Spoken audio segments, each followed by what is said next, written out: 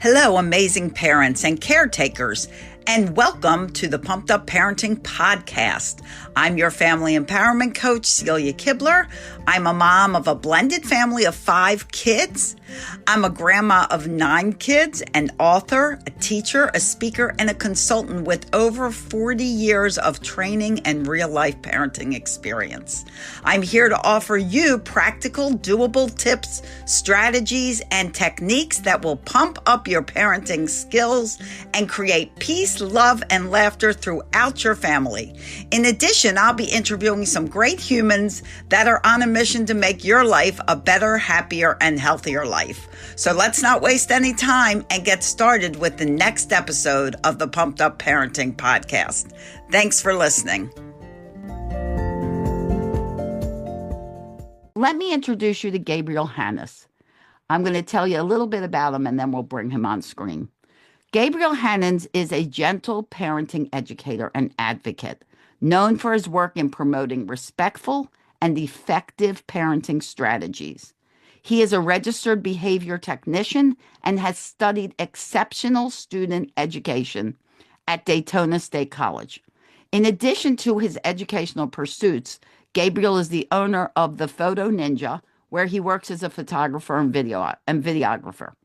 Gabriel shares insights on parenting and behavior through his social media platforms, including Instagram, where he goes by the indomitable black man.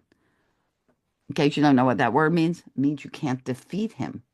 He is going strong, and he's committed. He is also associated with the Shift Parenting course, aiming to support parents in their journey. His work emphasizes understanding child behavior, behavior modification, and skill acquisition, contributing to the broader conversion on modern parenting practices. I'm thrilled to introduce you to Gabriel Hannans.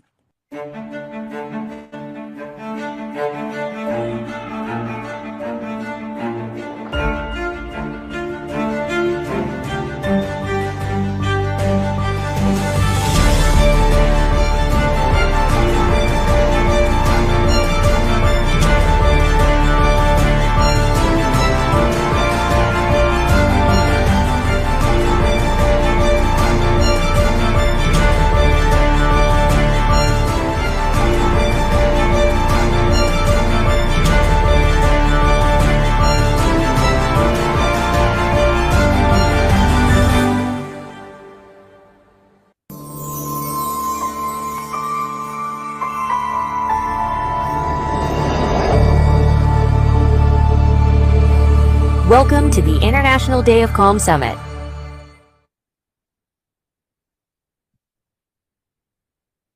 And welcome, Gabriel, to the International Day of Calm Summit. All right. Hello. There you are. Here I am. Hi, How is Gabriel. everyone? Hi, how are Good to you? see your smiling face. It's good to be seen. So, Hmm?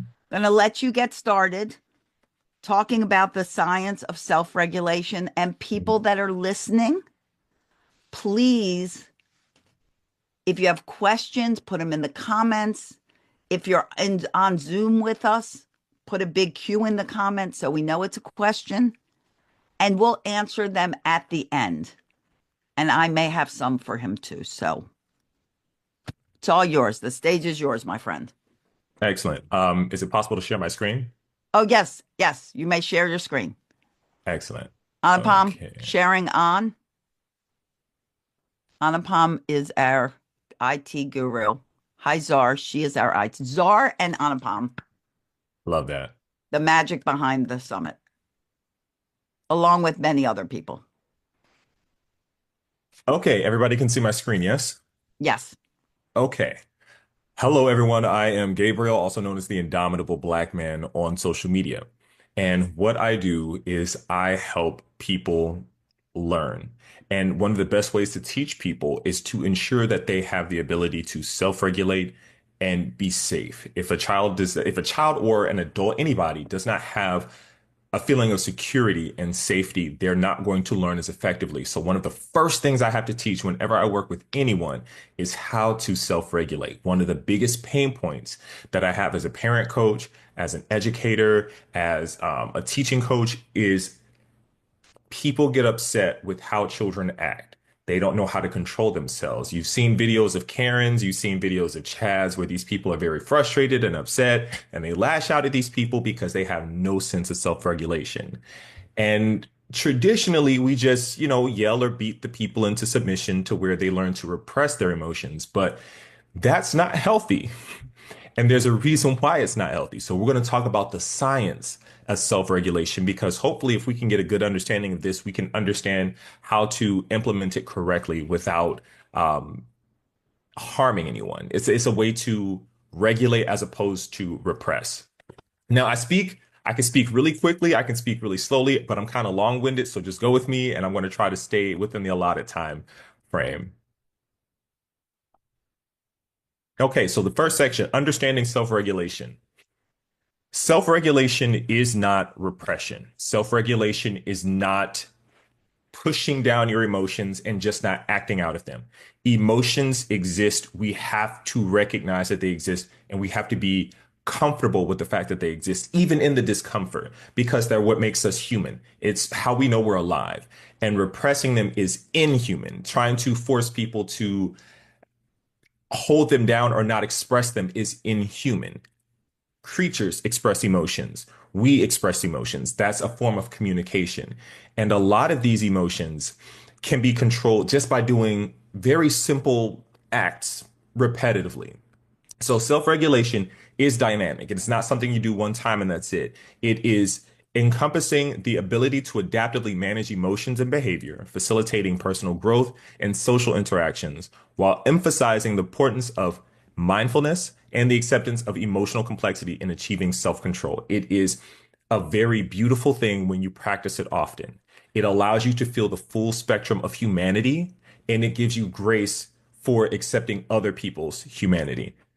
These are some strategies that I go through. We'll talk about some of them a little bit more in depth. I don't want to harp on each one, but things I practice often that I encourage other people to practice often is naming the emotion and practicing meditation and mindfulness. You would be so shocked at how important just these two are. And if you do these regularly, you will see just how much of a skill you're building through this emotional regulation. So the brain on stress, I love this. This is that neuroscience. I love it. Every human brain responds to stress, and usually it responds to stress without you consciously being aware of it. It's autonomic, right? So we've all heard of fight or flight, freeze and fawn. Those are all stages in which the brain will get into that's completely autonomous for your survival. However, sometimes our brain, because of evolution, does not necessarily tell us, it doesn't recognize that not every threat is a threat. Just because you're standing in front of a stage doesn't mean that you're about to fight a saber-toothed cat. They're not the same, but the brain will perceive the pattern as the same. So it's important for us to recognize, oh, this is happening. How do I get down? But we have to learn how the brain is working. So the first thing we need to know about is the brain's stress response. This is crucial for us. We're all going to go through stress and our bodies are going to respond to it in very similar ways. So the first thing, your amygdala is activated. Usually information comes in, the brain is like, oh, this is a pattern. This is a threat. The amygdala activates and it prepares us for fight, flight, freeze, or fawn. It increases blood flow to our heart, our pupils dilate, blood flow goes to our muscles and our lungs to prepare us to either run for our lives or to fight for our lives. It makes it hard for us to make rational decisions because when your amygdala is activated, your prefrontal cortex, where you do all of your thinking, is deactivated. Your brain will also start to release a chemical called cortisol. We've all heard about this. This is the stress hormone. But these are all done in order for us to mitigate the stress that we're experiencing, either to remove ourselves from the stress or to remove the stress from us. If you have this happening too long, you can get stuck on what's called the continuum of arousal. If you've seen people who have a very short fuse, who are very quick to argue and get frustrated, a lot of times that's because they're stuck in a cycle of stress, and that stress turns into trauma, and they don't know how to get off. That's because the brain is continuing to perceive threats in their environment. That can lead to things like PTSD, CPTSD, anxiety, depression, a whole litany of issues and mental health disorders caused by environmental factors and how the brain responds to that. With that, they're not going to self-regulate as easily. It takes a lot longer for people who have had a cycle of trauma to calm down, to get to a place of calm, to get to a place of self-regulation. And even if they get there, it may not be very long-lived. So it's very important for us to learn how the brain responds. When you're working with kids, kids can absolutely experience this stress. Kids already don't have a fully developed prefrontal cortex. So as soon as they get upset or frustrated or agitated, their amygdala is taking over and hijacking their full brain. So trying to force them to self-regulate in the midst of it, you might as well carry an anvil up a hill during an avalanche. That would be more of something you can accomplish than trying to get a toddler to calm down by traditional means. And that's all because of how the brain is wired. And this is why we do something called co-regulation. Humans are very social creatures. We are social creatures. Our species thrives on working together. And one of the things that we do is emotional synchronization and active engagement. That's co-regulation with kids. Kids' brains are not fully developed. Their prefrontal cortex is not where we are. So we have to be their prefrontal cortex. So that looks like co-regulating with them, sitting with them, modeling what it looks like to breathe. Co-regulation fosters emotional synchronization between the caregiver and children, and it enhances the child's ability to manage stress and develop resilience through consistent emotional support and modeling. I cannot emphasize that consistent part enough. The other part of that is the emotional engagement requirement. Successful co-regulation necessitates active engagement from caregivers who must consciously regulate their own emotional states to create a secure environment that promotes the child's emotional competence. My camera was blocking that off. Whenever I'm working with my students, I also taught middle school, seventh grade specifically, they're crazy. A lot of my students would come in, they would cry. Like that, it's a beautiful day, birds are chirping, and they're coming in class just crying, bringing down the whole attitude of the entire room. I had students come in loud and disrespectful. I've had students just flip a switch immediately, and the whole world's about to end. And in those moments where they're disrupting the class, the entire atmosphere is being thrown off, I have to go in and help regulate these kids. And it cannot look like punishment because they're kids. They don't have the ability to self-regulate. Most adults don't have it either. So I have to work with them to either tell them, hey, go take this hall pass, go get some water, go to the bathroom, splash some water on your face, come back. Here, can you take this note to another teacher just to get them out of the class? Hey, let's step outside and talk for a little bit. Hey, let's breathe real quick. Co-regulation is what helps these kids learn how to do it on their own. I'll give a quick example really quickly. I had a student who I was mentoring, and he was about to go to the bathroom at a pep rally. Pep rallies are loud. We're in an auditorium. He tries to push a door open. Another teacher on the other side, who he didn't see, pushed it back, and it jammed on his foot.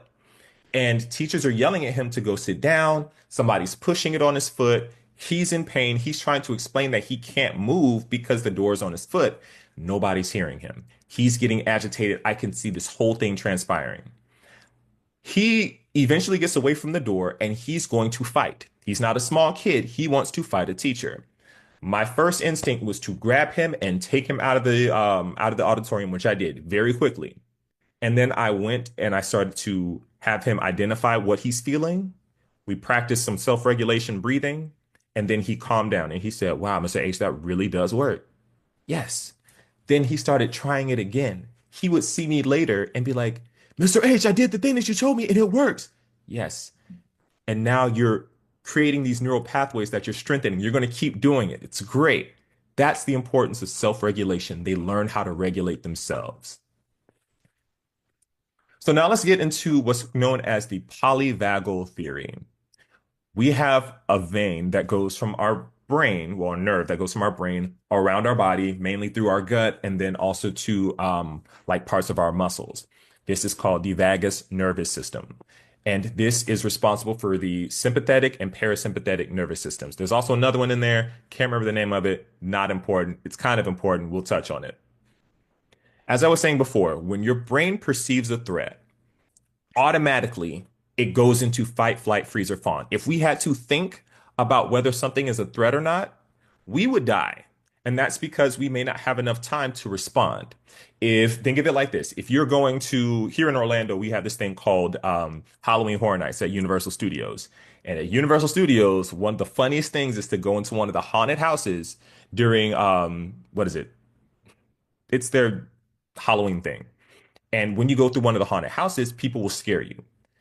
How you respond is a perfect example of the fight, flight, freeze, or fawn. Before you can consciously become aware of what's happening, your body either jumps back or jumps up because it's preparing to either run away or fight until your brain perceives the threat. Your eyes get big.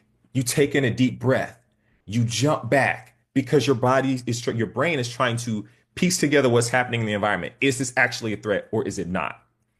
Your brain then sends chemicals, norepinephrine, well, epinephrine.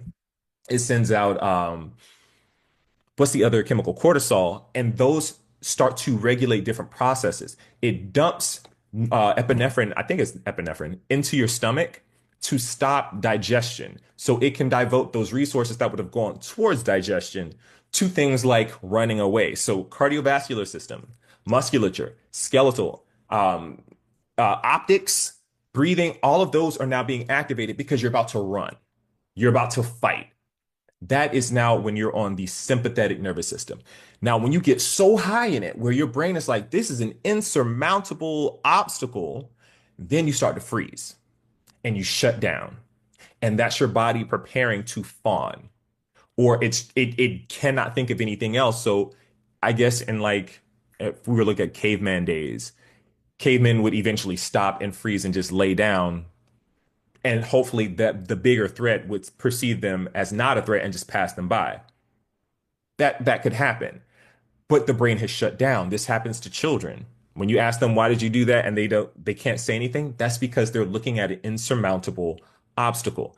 Same thing with people. When somebody's speaking at a public speaking event and they freeze up on stage, same thing. So your brain is perceiving these different threats in a very specific way. And so we don't know how to control it because it's autonomic.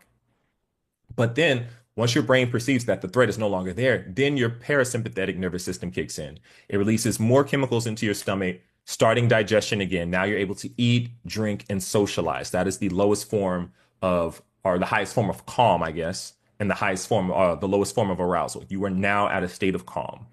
It's very important that when you get to the state of sympathetic nervous system, that you activate your prefrontal cortex so you can start lowering your body down. And we'll talk about how to do that in just a bit. So, self-regulation is a skill, it's not a trait. A lot of people say, well, I can't do that. I've tried meditating, it doesn't work. I've tried this, it doesn't work. That's because you did it once. If I were to play basketball, I can't just say, oh, I tried to play basketball once and I wasn't good at, right? Yeah, because you can't just do something once. The neurons just connected. You have to strengthen those neural connections. It's a skill that develops over time. The more you do it, the easier it gets. It has to form a habit. There are also environmental influences. What's going on in the environment that's prohibiting you from self-regulating? Do you have people around you who can support you? Do you have people around you who you can, I guess, lean on? A lot of parents could be single, and those single parents don't have anybody else to lean on. Do you have a support group in your area? Do you have a village that you can rely on to help you in those hard times? Then there's neuroplasticity and growth. Your brain is constantly growing and developing. You're not going to be good at something the first time. The more you do it, the more you're around people who do it, the more you remind yourself to do it, the easier it gets, the more your brain comes up with different ways to self-regulate, the more your brain can show other people how to self-regulate. But all of this has to work as a practice. Just like I tell my parents, it's not a perfect, it's a practice. So here are two techniques that I recommend for a lot of people, especially if you're just starting out and you're having a hard time. You're getting overwhelmed in your environment. You're at work, somebody's making you upset. You're working with your kids and they're making you upset, your spouse, whomever. The first technique I talk about is grounding. Grounding is very simple. It's a 5, 4, 3, 2, 1 method in which you look at five different stimuli based on the number that you're in. So, what are five things you can see? What are four things you can touch? What are three things you can smell? What are two things you can taste? What's one thing you can pick one, right? It's just getting you to focus your mind not on the present threat, perceived threat, and focus more on what is my brain thinking about. It's getting your prefrontal cortex to activate again, to force yourself on the lower end of the continuum of arousal, to activate your parasympathetic nervous system. The second is the importance of deep breathing. I have mastered this so much to where whenever I get frustrated, I just do like a deep sigh and I'm calm. In a seventh grade English class, when all of your kids are screaming at the top of their lungs because it's the first period after lunch and everybody's still hopped up on whatever that they were eating at lunch, I can take a and I'm good and I can jump right in. But for other people, you have to learn how to deep breathe. When you're deep breathing, you're oxygenating all of your blood. You're getting all of this energy to your brain. Your brain is now able to think with a fresh sense of understanding. You're able to relax your body, drop your shoulders, just, and so much happens in that. I also visualize that when I'm breathing in, I have all of these emotions and I'm blowing them out. You would be surprised how well this works if you practice this often. So you can also do what's known as square breathing, where you inhale for 4, hold for 4, exhale for 4, and hold for 4. And you do that over and over again. That tightness that you feel when you're getting anxious, where your breathing is shallow, now you're controlling it. Now your brain is like, oh, wait, if we're breathing like this, and that means there's not a threat, let's calm down. That's what it does. These are hacks to hack your brain. Now it looks like rewiring your brain. The more you do this, the more your brain is being reinforced in information. I know it seems like I'm being repetitive, but that's so important. The more you engage in this, the easier it is for you to do. You're able to do it more effectively. You're able to implement other techniques that build off of the one that you learned before. Because, okay, now you can take deep breaths. Now you can do square breathing. Now you can do dragon breathing. Now you can focus on mindfulness breathing. Like there's so many different things that can build on top of each other, but you have to get the first concept. And that looks like practice. That looks like consistent practice.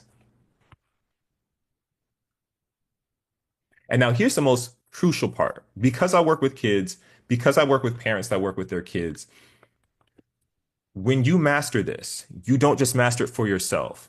You model it to your kids. When you're on your journey to learning self-regulation for yourself, model that for your kids. Model that for other parents. Model that for other people. They learn off of you, right? Yeah. Whenever I work with my students, they know that I'm calm and they know that I'm a safe space because I'm calm. I don't lash out like other teachers. I don't lash out like other parents. That's not, I don't do that because I learned how to regulate my emotions. Can I still be upset? Yes. Can I still be frustrated? Absolutely. Can I still tell those children this is how I'm feeling? 1000%. But in so doing, I'm also showing them how that I'm not allowing myself to be overcome or overtaken by my emotions. I learn them, I identify them, I articulate them, and I regulate them. And when kids see that, kids go to school with that understanding. They thrive with that understanding. They go out into the real world and they learn how to talk to other people with that understanding. That is what saves lives. That's what saves relationships. That's what causes humanity to thrive. Self-regulation is crucial for a child's long-term success, as it is not only enhances emotional resilience and social skills, but also prepares them for academic challenges, fostering a well-rounded development essential for navigating life's complexities. If I have a child who knows how to self-regulate, when hard problems come, they don't give up. They stick it out and they keep trying. They calm down and they keep going. That's how you get thinkers. That's how you get people who are pioneers. And so, the final wrap up, I told you I was going to be long. Learn what your triggers are. Learn how your body responds to stimuli, stress stimuli.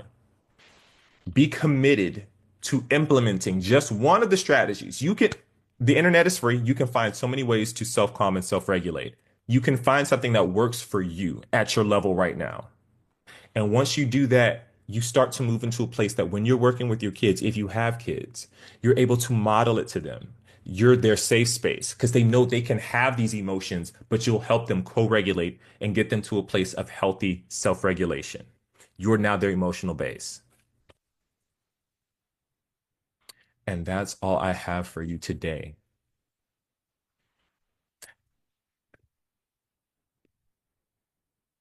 I think you're on. I Okay, think. bring me back. Bring me back. Oh, I'm back. How do I stop sharing? So great, Gabriel. Thank you. Thank you for that information. Absolutely. So I don't know if there are questions out there. I'm going to ask you some questions and start the question cycle. But so it is important, and you know, I teach my parents the same thing of how important it is to understand a child, to understand that half the problem is parents expect children to respond like adults. Hmm. And they do not understand that that's impossible. I always say it's not difficult for them, it's impossible. They can't do it. And so, one of the things I like to talk about, and you know, I want to bring this up, is impulse control. You know, parents say, my kids are so impulsive. They're so impulsive. Well, they're impulsive because their prefrontal cortex isn't, they don't got it. We're like, oh, should we do this or shouldn't we do this? And then we're like, okay, well, this might not be the best idea I've ever had in my life. So maybe I shouldn't do it. Kids can't do that. I love that you said, and maybe you can talk a little more on it. When you ask a child why and they don't know why, that pertains, you taught middle school. It even pertains to middle schoolers. Can you talk a little bit about that? Because I know parents of teens get very frustrated. What do they just do things for? Well, it's not even just the middle schoolers. It's Yeah.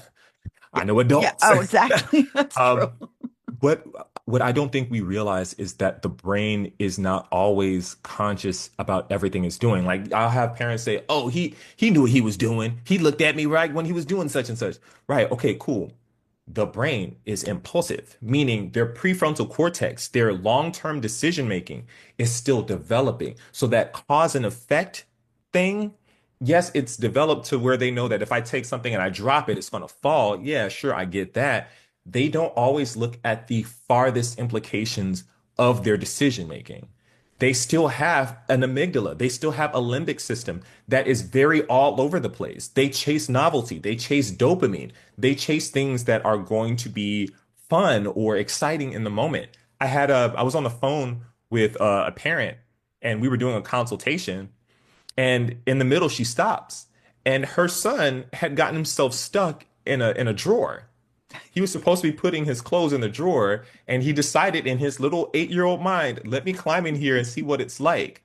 And You as gotta he love did that. that, I love the kids. drawer, they're little drunk people, I tell you. He gets inside and the drawer closes, and his mom has to go save him. And she was like, why did you do that? Did you ever think that it was going to be unsafe? And he was like, no.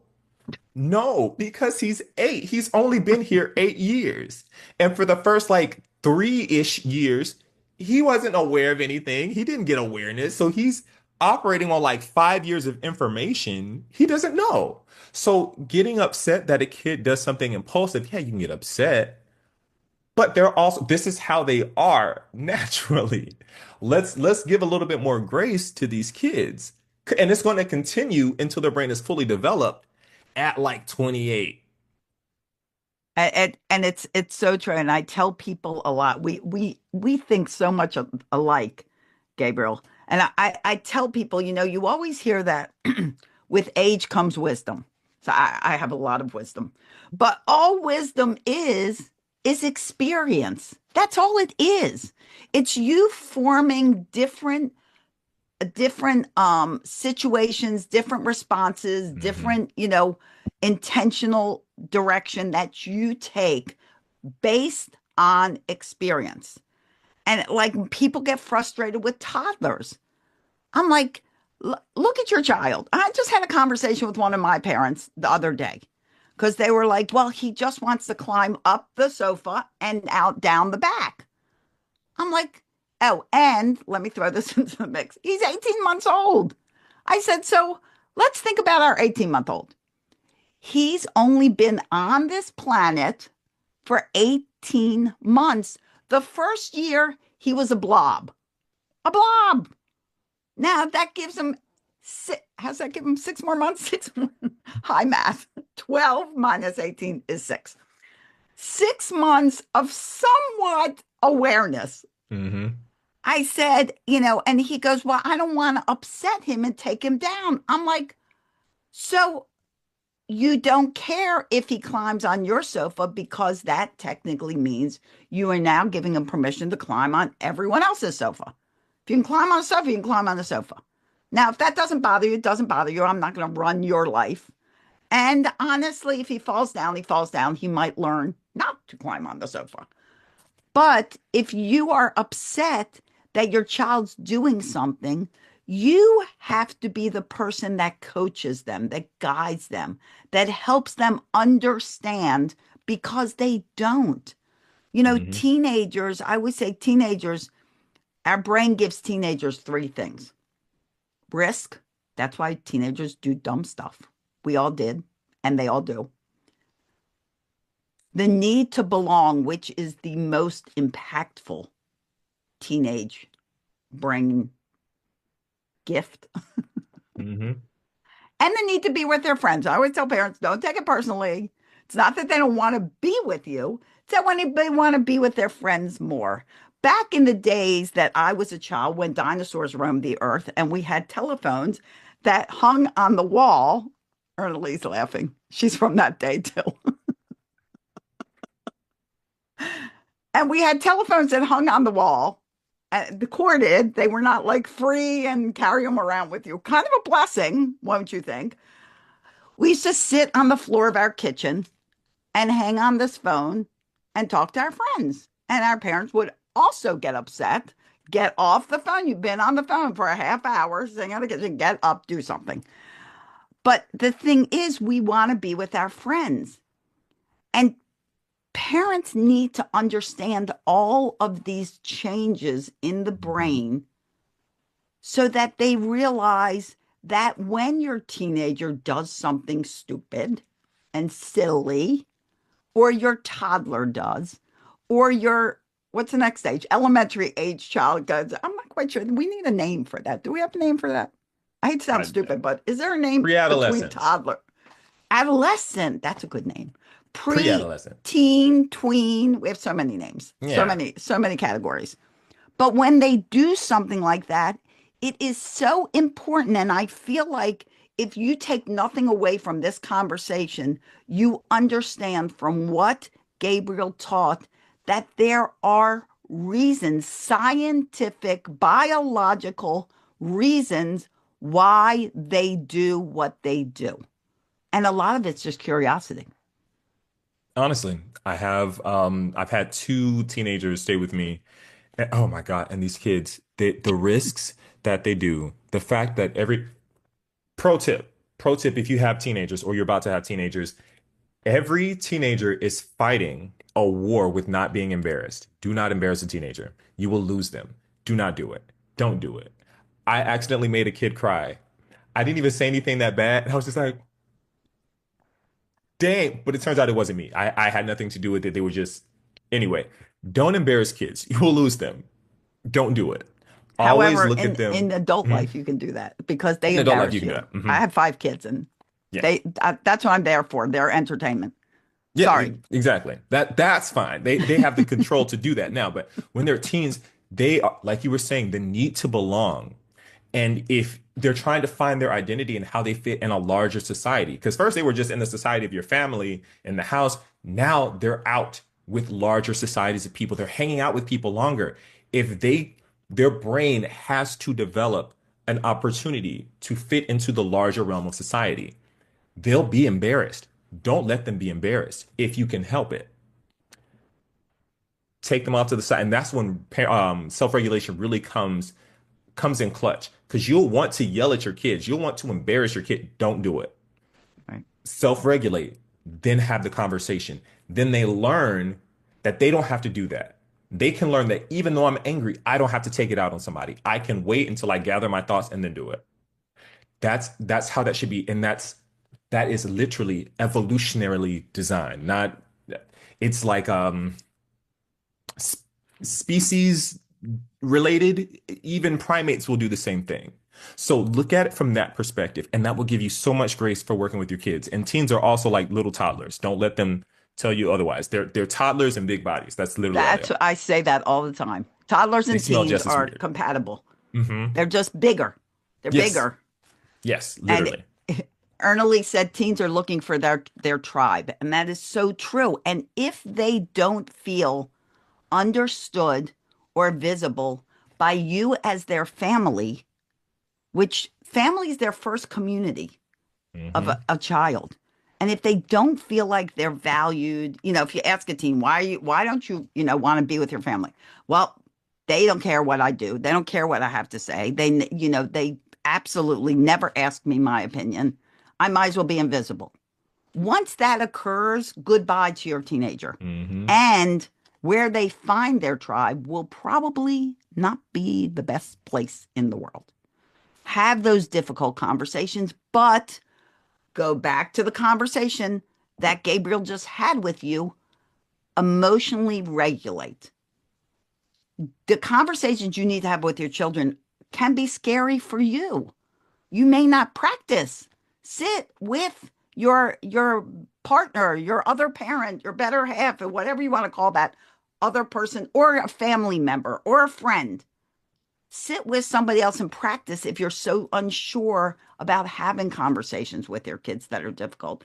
Because in this day and age, if you don't talk about it, Google will. And who do you want them teaching from your kids? What values do you want to give your children? Absolutely. So, Gabriel, let me ask you. Hmm. Oh, well, let me see if there's any other questions. Ernely said something about she used to ask her mother if she was alive when dinosaurs roamed the earth. Oof. And they got mad. Her mom got mad. I find humor in like everything. Like I take nothing seriously. I do take something seriously, but laughter, best medicine, reduces stress. We love One of my to students laugh. said I was born in the 1900s and I wanted to throw them. It's good They weren't stuff. wrong. No, no, not wrong. Not wrong. I know, what's really bad? Okay, so this is off topic. You know how you put your age into like do you have permission for um to use whatever, go into site, Hmm. whatever. And they have the spinny wheel with the year. Hmm. I'm not kidding you. The spinny wheel ended at 1960, and I was born in 1958. And I'm like, what? All the people before 1960 are dead? This spinny wheel, like I had to put in 1960 because anyway, it was pretty funny. I was like, oh man. I said to my husband, we're old. We've hit the old thing. The spinny wheel does not go to That's our year terrifying. of birth. That is a problem. Anyway, so I wanted to ask you all the information you gave, and you gave a lot of information that was so valuable and so easy to understand. Thank you for that. Some people get into the scientific mode and lose their audience. Is there one more piece of advice that you can give the people that are watching, listening, rewatching, whatever they're doing, that will help them in their parenting journey, in their life journey, in their relationship journey? Drink water consistently. Eat a balanced meal consistently. Get your sleep. 8 hours consistently. Consistently. A lot of the frustration that we have comes because we're burnt out, we're overworked, we're so tired, we're so stressed. Self-care is just as important as everything else in your life. You need to treat self-care like a doctor's appointment. You're not going to miss your doctor's appointment. Don't miss self-care. Drink water, eat a balanced breakfast, get some sleep. I love that. And what you're doing is you're once again teaching your children, your other family members. Mhm.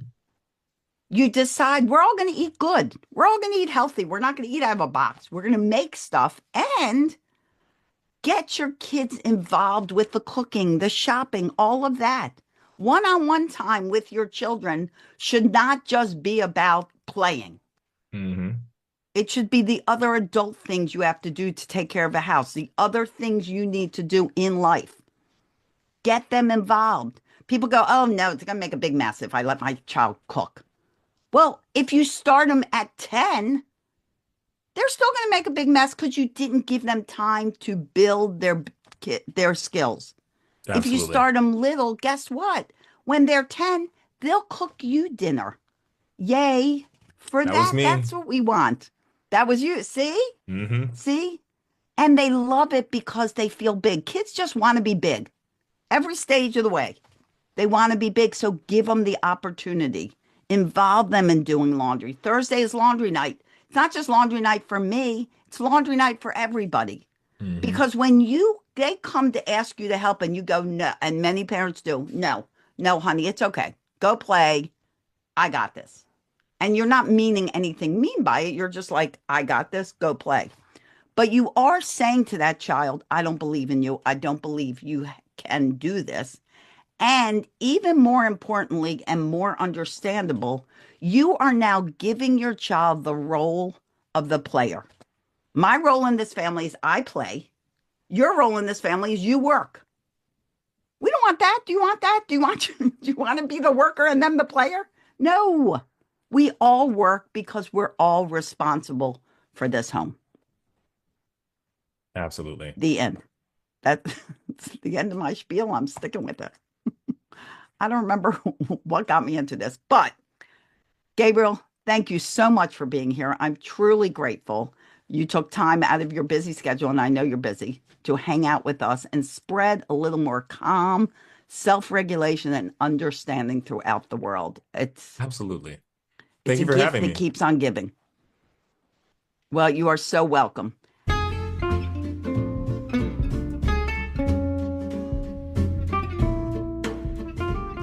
Thank you for listening to the Pumped Up Parenting Podcast. If this episode was helpful to you, please share it with a friend and leave us a review that will help others.